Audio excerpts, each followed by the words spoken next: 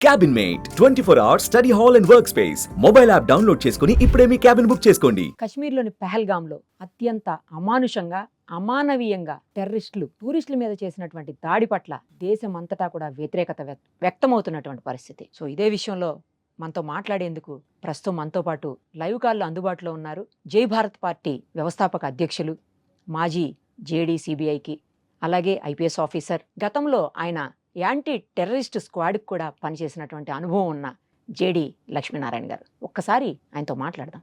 Sir నమస్తే అండి. నమస్తే నిరుపమ్ గారు.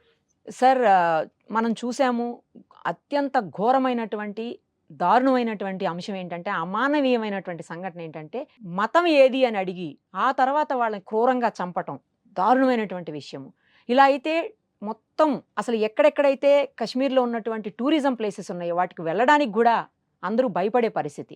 ఇప్పటికే సింధు నదికి సంబంధించిన కూడా క్లోజ్ చేశారు. ఆ ఒప్పందాన్ని కూడా కొంతకాలం పాటు తాత్కాలికంగా నిలిపేసినటువంటి పరిస్థితి. అక్కడి నుంచి మన దగ్గరకు వచ్చే దారులన్నీ కూడా మూసేస్తున్నామని చెప్పారు. అలాగే ఏదైతే విదేశాంగ శాఖకు సంబంధించి ఉంటుందో అక్కడి నుంచి అధికారులను వెనక్కి పంపించేయటము, మన దగ్గర నుంచి పాకిస్తాన్ వాళ్ళని వెనక్కి పంపించేయటం, పాకిస్తాన్లో మన వాళ్ళని వెనక్కి తీసుకురావటం కూడా చెయ్యాలి అని చెప్పి నిర్ణయం తీసుకున్నటువంటి పరిస్థితి కేంద్ర ప్రభుత్వం. సేమ్ టైం సార్, మొత్తం దేశవ్యాప్తంగా కూడా పగ తీర్చుకోవాలి, కక్ష సాధించాలి వాళ్ళ మీద అనేటువంటి ఒక యుద్ధ వాతావరణం టైప్లో ప్రస్తుతం నెలకొన్నటువంటి దుస్థితి ఉంది. ఎందుకు సార్ ఈ దాడులు ఆగవా? ఇది కేవలం ఎప్పుడైతే 370 ఆర్టికల్ రద్దు తర్వాతనే ఈ ఎవరైతే ఇప్పుడు దాడి చేశారు, ఈ ఉగ్రవాద సంస్థ కొత్తగా పుట్టుకొచ్చిందని, ఆ ఉగ్రవాద సంస్థకి దారుణమైనటువంటి వ్యక్తులు వెనకాల ఉండి, పాకిస్తాన్ దేశమే ఉండి కూడా వీళ్ళని ఇలాంటి వాటికి ప్రోత్సహిస్తుందని చెప్పి చెప్తా ఉన్నారు. అలాంటి న్యూస్ వింటుంటే చాలా బాధ అనిపిస్తోంది. కులాలకి కోసం లేకపోతే ప్రాంతాల కోసం కొట్టుకోవటం చూసాం. మరీ దారుణంగా మతం అడిగి మరి ఇలా చంపటం అనేది బాధాకరమైన విషయము. అందులో ఒక 4-5 రోజుల క్రితమే పెళ్లి చేసుకున్నటువంటి వ్యక్తి కూడా ఉన్నాడు. ఒక తండ్రిని పోగొట్టుకున్న చిన్న పిల్లోడు ఉన్నాడు. ఇలా పదుల సంఖ్యలో కుటుంబాలు నానా బాధపడుతున్నటువంటి పరిస్థితి. ఎలా సార్ అసలు యాంటీ టెర్రరిస్ట్ స్క్వాడ్కి ఒక చాలా కాలం పాటు మీరు పనిచేశారు. ఎలా అసలు ఇలా చెయ్యాలి అన్న ఆలోచన వాళ్ళు పైగా జవానుల రూపంలో వచ్చారని చెప్తున్నారు. అసలు అత్యంత హై అలర్ట్ ఉండేటువంటి ఏరియా అది. చాలా సెక్యూరిటీ ఉంటుంది. అలాంటి ప్లేస్లో ఇలా ఎలా జరిగింది? వీటిని ఎలా ఆపగలుగుతాం సార్ అసలు?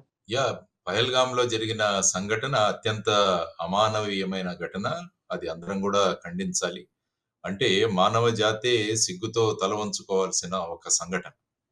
సో అటువంటి సంఘటన వెనకాల ఏం జరిగింది?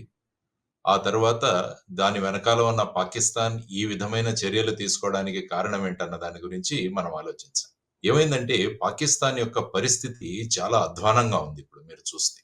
ఎందుకంటే ఇంతకు ముందు ఆఫ్ఘనిస్తాన్‌లో అమెరికా వాళ్ళు ఉండేవాళ్ళు. ఆఫ్ఘనిస్తాన్ దేశాన్ని అక్కడ అమెరికన్ వాళ్ళ సైన్యాలను పెట్టి అక్కడ పరిరక్షించుకుంటూ వచ్చింది. కానీ ఆ సమయంలో ఏమైందంటే అమెరికా పాకిస్తాన్ మీద ఆధారపడి ఉండేది. అందువల్ల పాకిస్తాన్‌కి అమెరికా యొక్క సపోర్ట్ ఉండేది. కానీ 2021వ సంవత్సరంలో అమెరికా కాబూల్ నుంచి అంటే ఆఫ్ఘనిస్తాన్ నుంచి వెనక్కి వెళ్ళిపోయారు. దానివల్ల ఏమైందంటే పాకిస్తాన్ యొక్క సహాయం గాని, పాకిస్తాన్ యొక్క ఆధారం గాని అమెరికాకు అవసరం లేకుండా పోయింది. దానివల్ల ఏమైందంటే అమెరికాతో మన సత్సంబంధాలు పోయాయా అన్నది ఒకటి. రెండవది, పాకిస్తాన్‌లో ఉన్న ఆర్థిక పరిస్థితి అత్యంత అధ్వానంగా ఉంది. కానీ ఇంతకు పూర్వం చూసుకుంటే మీరు చాలా సార్లు వారి ఆర్థిక పరిస్థితిని చక్కదిద్దడానికి అమెరికా అనేక వేళ వాళ్ళకి సహాయం చేసింది. కానీ ఈ కాలంలో పాకిస్తాన్‌కి ఎటువంటి సహాయం చేయడానికి అమెరికా అంగీకరించడం లేదు. అది నంబర్ 1 ఫ్యాక్టర్. అంటే ఒకటి, అమెరికాతో ఉన్న సత్సంబంధాలు. ఆ తర్వాత నంబర్ 2 వాళ్ళ ఆర్థిక పరిస్థితి కూడా అత్యంత ఘోరంగా ఉంది. ఆ తర్వాత ఏంటంటే మన గల్ఫ్ స్టేట్స్ ఏవైతే ఉన్నాయో, అంటే సౌదీ గాని, ఈ స్టేట్స్ ఏవైతే ఉన్నాయో వారు కూడా అప్పుడప్పుడు పాకిస్తాన్‌కి సహాయం చేస్తుండేవాళ్ళు. వాళ్ళ ఆర్థిక పరిస్థితిని చూసి. కానీ ఆ స్టేట్స్‌లోనే వాళ్ళ పరిస్థితి కూడా అంత గొప్పగా లేకపోవడం వల్ల ఇంతకుముందు వాళ్ళు కూడా పాకిస్తాన్‌కి అప్పుడప్పుడు సహాయం చేసేవాళ్ళు. కాబట్టి వాళ్ళు కూడా ఆ ప్రయత్నాన్ని విరమించుకున్నారు.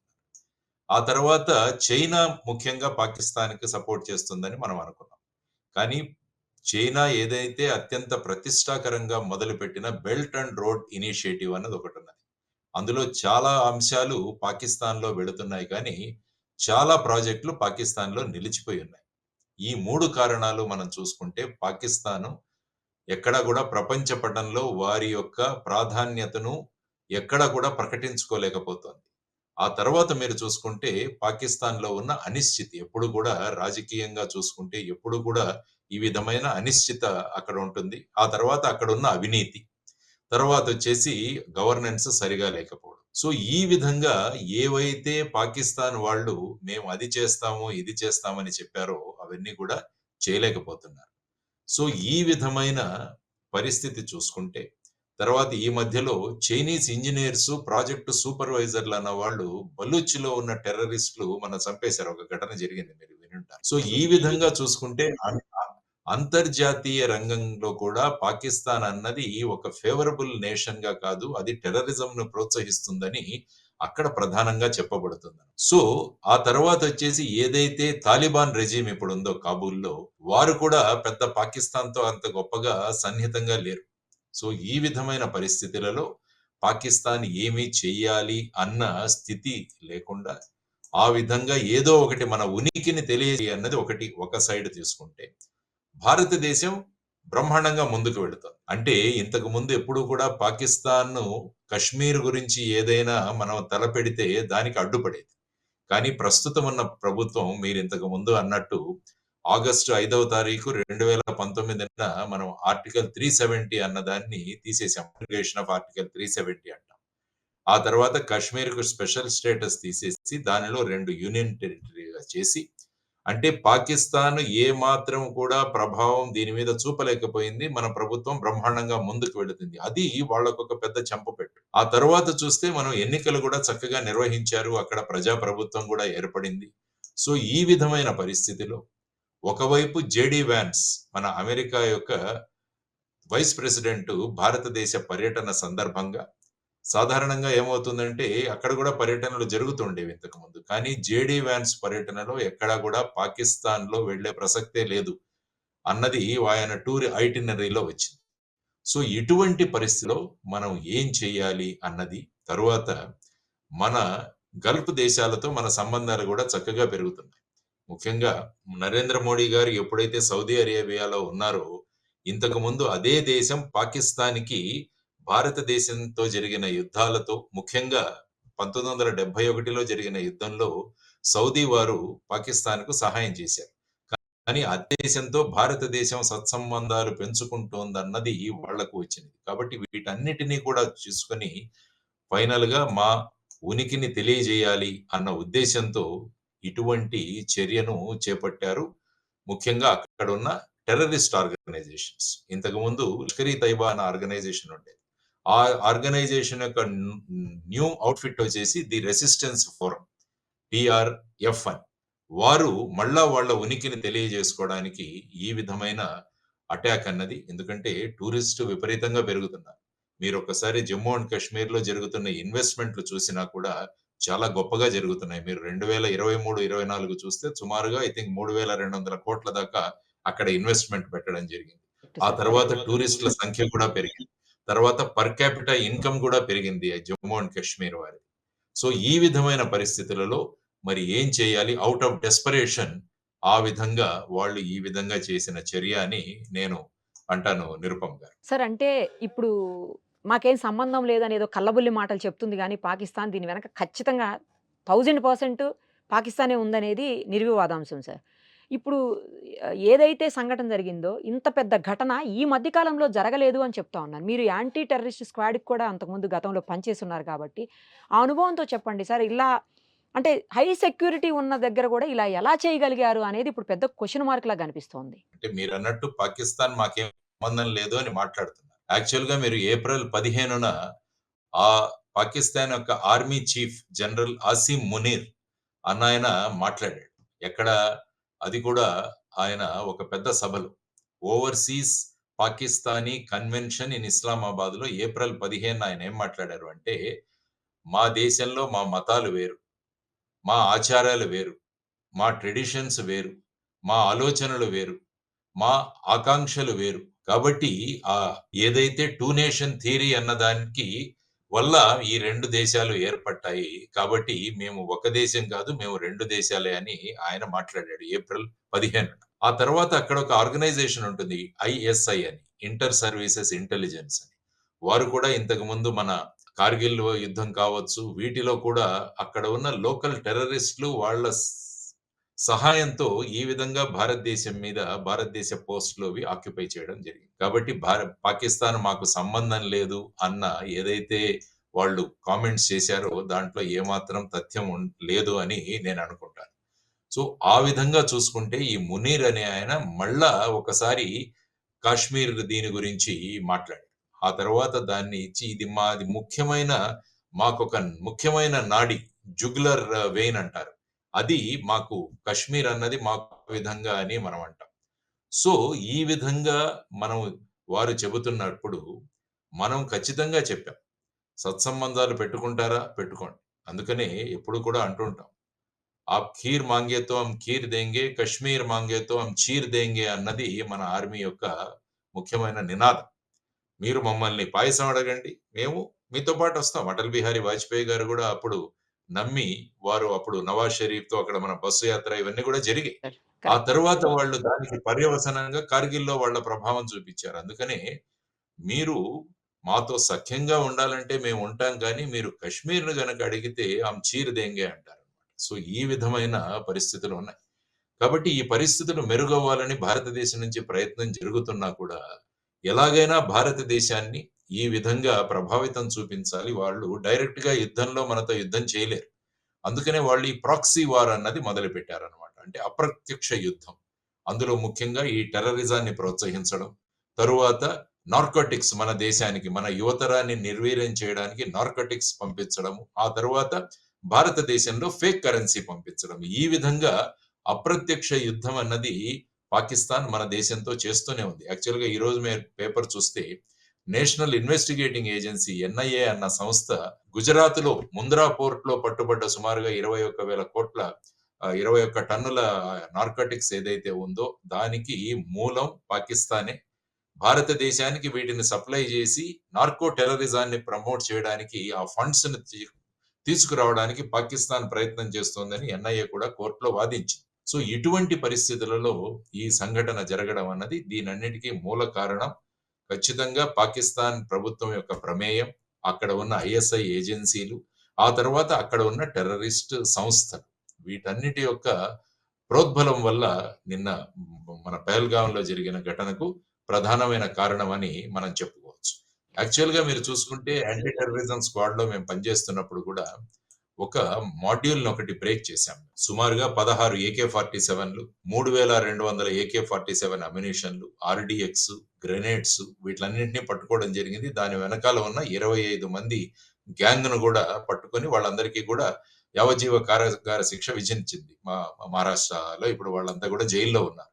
వాళ్ళను ఇంటరాగేట్ చేస్తున్నప్పుడు ఏంటంటే, ఇక్కడ ఉన్న వాళ్ళను తీసుకువెళ్ళి కశ్మీర్‌లో వాళ్ళకు ట్రైనింగ్ ఇచ్చి, వాళ్ళని మళ్ళా భారతదేశంలో ఈ విధమైన చర్యలు చేయాలని చెప్పేసి వాళ్ళు ప్రోత్సహిస్తుంటారని స్పష్టంగా తెలిసింది. సో ఇటువంటి ప్రయత్నాలన్నది పాకిస్తాన్ ఎప్పుడు కూడా కొనసాగిస్తూనే ఉంటుంది. కాబట్టి మనం అప్రమత్తంగా ఉండాలి. తర్వాత ముఖ్యంగా నిన్న జరిగిన సంఘటనలో మరి ఇంటెలిజెన్స్ ఫెయిల్యూర్ ఏమైనా అయిందా అన్నది కూడా మనం యాహ్! సార్. ఆలోచించాల్సిన అదే. అంశం. అదే. ఎందుకంటే ఇంత మంది టూరిస్టులు అక్కడ పెరుగుతున్నప్పుడు మనం ఎప్పుడు కూడా ఈ సమస్య ముగిసిపోయింది అన్న భావన ఎప్పుడు కూడా రాకూడదు మనం. ల్యాబ్స్ ఎప్పుడు కూడా మనం కనిపిస్తోంది అని కొంతమంది అంటున్నారు సార్. అంటే ఏమవుతుందంటే మనం డిస్పాషనేట్‌గా దీని గురించి ఆలోచించాలి. అంటే ఈ విధంగా వాళ్ళు చేసిన చర్య నిందనీయం. దానికి ప్రత్యుత్తరం ఇవ్వాల్సిందే. There is no doubt. కానీ మన ఇల్లు కూడా ఒకసారి చక్కదిద్దుకోవడం చాలా అవసరం అన్నది ఇంటెలిజెన్స్ మార్ఫత్ వాళ్ళ గురించి మీరు ఆలోచిస్తే ఒక ఇంటెలిజెన్స్ ఫెయిల్యూరా ఇది? దీనికి కారణం ఏంటి? మనము కాంప్లసెంట్‌గా ఉండిపోయామా? అన్నది కూడా ఆలోచించాలి. ఆ తర్వాత ఏ విధంగా ఈ విషయాన్ని మనం అంతర్జాతీయంగా ఇప్పుడు చూసుకుంటే ప్రపంచంలో ఉన్న అన్ని దేశాలు దీన్ని ఖండించాయి. ఈ చర్యను అన్ని దేశాలు ఖండించాయి. కాబట్టి ఇంటర్నేషనల్ లెవెల్‌లో మనం పాకిస్తాన్ వాళ్ళు ఇంకా కూడా ఈ విధమైన టెర్రరిజాన్ని ప్రోత్సహిస్తున్నారన్నది మనము యునైటెడ్ నేషన్స్ గాని, మిగతా ప్లాట్‌ఫార్మ్స్ మీద మనం తీసుకువెళ్లాల్సిన అవసరం.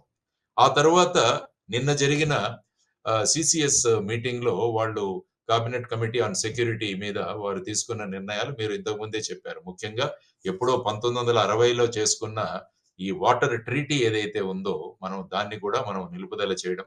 తర్వాత మీరన్నట్టు అక్కడ ఉన్న సిబ్బందిని, తర్వాత ముఖ్యంగా పాకిస్తాన్ ఎంబసీల్లో వాళ్ళ ఆర్మీ పర్సన్స్ ఎవరైతే ఉన్నారో వాళ్ళందరినీ కూడా వెనక్కి పంపించమని, ఆ తర్వాత వీసాలు ఏదైనా మనమంతా సార్క్ కంట్రీస్ లో ఒక ఒప్పందం ఉంది. మనకన్ని వీసాలు వాళ్ళకి సులభతరంగా ఇవ్వాలని.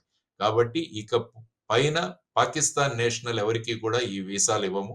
ఎవరికైతే ఆల్రెడీ వీసాలు ఉన్నారో వాళ్ళు 48 గంటల్లో భారతదేశాన్ని విడిచి వెళ్ళిపోవాలని కూడా నిన్న తీసుకున్న నిర్ణయం జరిగింది.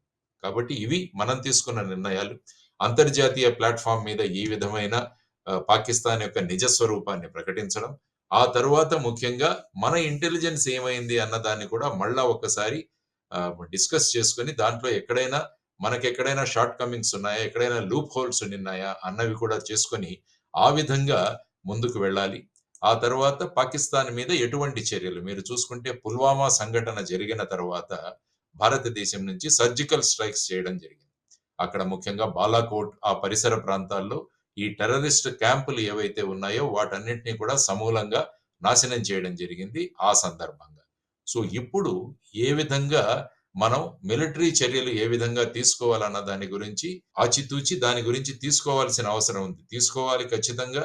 టెర్రరిజాన్ని ఎవరైతే ప్రోత్సహిస్తున్నారో వారి మీద ఎక్కడా వెనుకంజ ఎలాగైతే ఇజ్రాయెల్‌లో మీరు చూస్తే హమాస్ వాళ్ళు ఏ విధంగా గాజా స్ట్రిప్‌లో అక్కడ అల్లకల్లోలం సృష్టిస్తున్నారన్న దృష్టిలో ఇజ్రాయెల్ కంటిన్యూయస్‌గా అక్కడ అటాక్స్ చేస్తూనే ఉంది.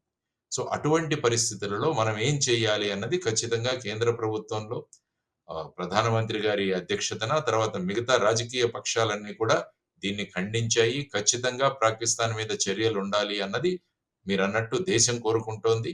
ఎందుకంటే ఈ విధమైన సంఘటన ఇంతకుముందు వచ్చి కాల్పులు జరిపేవాళ్ళు గానీ, ఈసారి జరిగిన సంఘటనలో ఏంటంటే మీరన్నట్టు మీరు ఏ మతానికి చెందిన వాళ్ళు అని ప్రత్యేకంగా అడిగి, ఆ కన్ఫర్మేషన్ చేసుకొని, ఆ తర్వాత వాళ్ళను చంపడం అన్నది ఇది నెక్స్ట్ లెవెల్‌కి టెర్రరిజం వెళ్ళిందని మనం చెప్పుకోవాల్సిన అవసరం. సో, ఈ దారుణంగా విధంగా ప్యాంటులు గూడా తీసి చూసి చెక్ చేసి అదే అదేనమ్మా. సో, ఈ విధంగా చేయడం అన్నది చాలా నిందనీయం. సో, ఈ విధంగా మన చర్యలు ఉండాలన్నది మనమందరం కూడా అనుకోవాల్సింది. సరే ఇప్పుడు సరిహద్దులు మూసివేశారు. రాడానికి వీలు లేకుండా చేశారు. తర్వాత కొన్ని ఒప్పందాలన్నిటిని గూడా పక్కకు పెట్టేసేటువంటి పరిస్థితి. వీటి వల్ల ఏమన్నా యూజ్ ఉంటుందా సార్? అంటే కొంతవరకైనా అక్కడి నుంచి మనకి ఈ ఉగ్రవాదులు వచ్చే అవకాశాలేమన్నా తగ్గే పరిస్థితులుంటాయా? లేకపోతే ఇదేమో పెద్దగా ఉపయోగం ఉండకుండా ఇక్కడ ఏదన్నా మనం గట్టి చర్యలు తీసుకుంటే తప్పించి అలా జరగకుండా ఉండే అవకాశం ఉంటుందా సార్? మీ అనుభవంతో చెప్పండి ఒక్కసారి. ఈ ఈ అంటే ఈ చర్యలన్నవి మనం తీసుకోవాలి. డెఫినెట్‌గా ఎందుకంటే ముఖ్యంగా 65 సంవత్సరాల పూర్వమున ఇండస్ వాటర్ ట్రీటీ ఏదైతే ఉందో దానివల్ల ఏమవుతుందంటే ఇక్కడి నుంచి 3 నదుల్లోంచి నీళ్లు అటు సైడ్‌కి వెళ్ళాలక్కడ. ముఖ్యంగా భారతదేశం నుంచి 3 నదుల్లో వెళ్ళే సట్లెజ్, బియాస్, రావి అన్నది మన భారతదేశానికి కేటాయించింది. అదే మీరు తీసుకుంటే ఇండస్ అంటే సింధు, జీలం అండ్ చీనాబ్ అన్నవి పాకిస్తాన్‌కి కేటాయించింది. కాబట్టి ఈ నదులలోంచి పాకిస్తాన్‌కు మన దగ్గరున్న నదుల్లోంచి అక్కడికి నీళ్లు వెళ్ళాలి అన్న దాన్ని మనం ఆపివేశాం. అంటే ఇక్కడ ఉన్న ఈ నదులలో ఉన్న నీళ్లకు మళ్ళా మన ఎత్తును పెంచి, లేకుంటే మళ్ళా చెక్ డ్యామ్స్ లాంటివి నిర్మించి, దానివల్ల ఏమవుతుందంటే పాకిస్తాన్ మళ్ళా ఆర్థికంగా ఎందుకంటే ఈ నీళ్లు వాళ్ళకి వ్యవసాయానికి కావాలి. కాబట్టి ఈ నీటిని మేము నిలిపివేస్తున్నామని వారు చెప్పడం జరిగిందనమాట. ఇది ఒక చర్య. ఆ తర్వాత మిగతా చర్యలు మీరు చెప్పారు. వాళ్ళ స్టాఫ్‌ను విత్‌డ్రా చేయడము, వీసాలు మనం విత్‌డ్రా చేయడము ఇవన్నీ కూడా దౌత్య సంబంధంగా మనం ఏం చేయగలం అన్నది చూపించిన విషయం. ఎప్పుడైనా ఏదైనా విషయం ఇలా జరిగితే ఒకటి దౌత్య సంబంధాల రూపంలో కొన్ని చర్యలు తీసుకుంటారు. తర్వాత బైలేటరల్ రిలేషన్ 2 దేశాలకు ఉన్న రిలేషన్స్ అంటే ఈ ఎంబసీ సంఖ్యను తగ్గించడం. ఇంతకుముందే 50 చేశారు. ఇప్పుడు దాన్ని 30 దాకా తగ్గించేస్తున్నారు. సో, ఈ విధంగా ఆ తరువాత బేసిక్‌గా మిలిటరీ చర్యలేంటి ఉండాలి అన్నది కూడా ఒక ఆలోచన జరిగి ఉంది. దాన్ని బట్టి వాళ్ళు ఖచ్చితంగా ఒక నిర్ణయం తీసుకుంటారు. అనుభవమైన నేతృత్వం ఉంది. కాబట్టి ఈ అనుభవమైన నేతృత్వంతో తర్వాత జమ్మూ అండ్ కాశ్మీర్‌లో ఉన్న గవర్నమెంట్‌ని కూడా కాన్ఫిడెన్స్‌లోకి తీసుకోవాల్సిన అవసరం చాలా ఉంది. ఎందుకంటే అక్కడ ప్రజలు ఎన్నుకున్న ప్రభుత్వం నేషనల్ కాన్ఫరెన్స్. కాబట్టి పొలిటికల్ విభేదాలు పక్కన పెట్టేసి ఆ ప్రభుత్వాన్ని కూడా కాన్ఫిడెన్స్‌లోకి తీసుకొని మనం ఏ విధంగా పరిస్థితిని అభివృద్ధి చేయవచ్చు అన్నది కూడా ఆలోచించాల్సిన అవసరం చాలా ఉంది. ఆ తర్వాత మిలిటరీ చర్యల గురించి ఐ థింక్ వారు యోగ్యమైన నిర్ణయం తీసుకుంటారని నేను అనుకుంటాను. Right sir. నిజంగానే. ఎందుకంటే యావత్ దేశం కూడా భారతీయులంతా ఎదురు చూస్తున్నటువంటి పరిస్థితి సార్. ఇక్కడైతే మతాలకి సంబంధం లేకుండా అందరూ చర్యల్ని వ్యతిరేకిస్తున్నారు. జరిగినటువంటి ఉగ్రవాద చర్యలు ఏవైతే ఉన్నాయో వాటిని. సేమ్ టైము కక్ష తీర్చుకోవాలి, ప్రతీకారం చెయ్యాల్సిందే అని చెప్పేసి చాలా నిన్నైతే చిన్న చిన్న పిల్లలు మాట్లాడుతుంటే కూడా చూశాను సార్ నేను. ఏదో ఒకటి చెయ్యాలి, మోడీ తాత ఏదో ఒకటి చెయ్యాలి అని చిన్న పిల్లలు అంటుంటే పార్క్‌లో నాకు ఆశ్చర్యం అనిపించింది. నేను ప్రత్యక్షంగా చూశాను. అంటే అందరిలో కూడా తీవ్రమైన వ్యతిరేకత వచ్చినటువంటి పరిస్థితి ఉంది సార్ ఈ ఘటనను. ఇంత పెద్ద ఘటన ఈ మధ్య కాలంలో ఎప్పుడు జరగలేదని వింటున్నాం సార్. నిజమేనా సార్? అంటే మనం జరిగిన పుల్వామా ఘటన. ఆ పుల్వామా తర్వాత. ఘటన సార్. తీసుకుంటే అందులో మన సీఆర్‌పీఎఫ్ వాళ్ళు అక్కడ డ్యూటీ రిప్లేస్‌మెంట్ కోసం వెళుతున్నప్పుడు, ఆ సందర్భంగా జరిగిన ఇన్సిడెంట్. ఐ థింక్ ఫిబ్రవరి 14న జరిగిందనుకుంటానది. ఆ రోజు పుల్వామా సంఘటన జరిగి సుమారుగా 43 మంది సీఆర్‌పీఎఫ్ జవాన్లు ప్రాణాలు కోల్పోవడం జరిగింది. ఆ తర్వాత జరిగాయి సర్జికల్ స్ట్రైక్స్. ఆ తర్వాత మధ్యలో ఈ వారు అక్కడి నుంచి లోపలికి రావడానికి ప్రయత్నము, తర్వాత టెర్రరిస్ట్‌లను మట్టుపెట్టడం, తర్వాత మన ఆర్మ్డ్ ఫోర్సెస్ మీద గూడా వాళ్ళు చాలా మందిని వాళ్ళు కూడా చర్యలు తీసుకున్నారు. మన వాళ్ళు గూడా వీర జవానులు చాలా మందిని వాళ్ళు ప్రాణాలు కోల్పోయారు. ఇవన్నీ గూడా జరుగుతున్నాయి ఈ సంఘటనలు. ఎందుకంటే ముఖ్యంగా ఆర్టికల్ 370 అన్నది తీసివేయడం, తర్వాతొచ్చేసి అక్కడ ప్రజాప్రభుత్వం ఏర్పాటు చేయడము, తర్వాత పాకిస్తాన్‌కు ఎటువంటి స్థానము ఇవ్వకుండా, వారికి ఎటువంటి మాట్లాడేదానికి ఒక ఛాన్స్ గూడా ఇవ్వకుండా భారతదేశం ఈ విధంగా చేయడం వల్ల, వాళ్ళు సైకలాజికల్‌గా వాళ్ళు చాలా కుంగిపోయి ఉన్నారు. తర్వాత నేను ఇంతకు ముందు చెప్పినట్టు ఆర్థికంగా కుంగిపోయి ఉన్నారు. ఆ తర్వాత అమెరికాతోనూ, మిగతా దేశాలతో ఉన్న సత్సంబంధాల మీద కూడా వాటి ప్రభావం, ముఖ్యంగా China belt and road initiative యొక్క ప్రభావం, వీటన్నిటి మీద బలూచిస్తాన్‌లో జరుగుతున్న విషయాలు, వీటన్నిటిని కలుపుకొని పాకిస్తాన్ ఒక డెస్పరేట్ స్టేట్‌లో ఉందన్నమాట. అంటే ఇంక ఏదో ఒకటి చెయ్యాలి, లేకుంటే మా ఉనికి ఇంకా ఉండదేమో అన్న భావన బద్ధకం వాళ్ళలో అయిపోతదేమో వచ్చిన అనే తర్వాత భయం. యాహ్! సార్. ఆ భయము, తర్వాత ఏప్రిల్ 15న జనరల్ మునీర్ మాట్లాడిన విషయాలు, వీటన్నిటిని అంచుకొని ఈ కొత్త టెర్రరిస్ట్ సంస్థ ఏదైతే ఉందో వాళ్ళ ఉనికిని కూడా చాటుకోవడానికి ఇవన్నీ కలిపి ఈ విధంగా జరిగిన చర్య అని నేను అనుకుంటాను. Right sir. Thank you sir. Thank you so much. Suman టీవీలో మీ పర్సనల్ అండ్ బిజినెస్ ప్రమోషన్స్ కోసం కింది నెంబర్కి కాంటాక్ట్ చేయండి.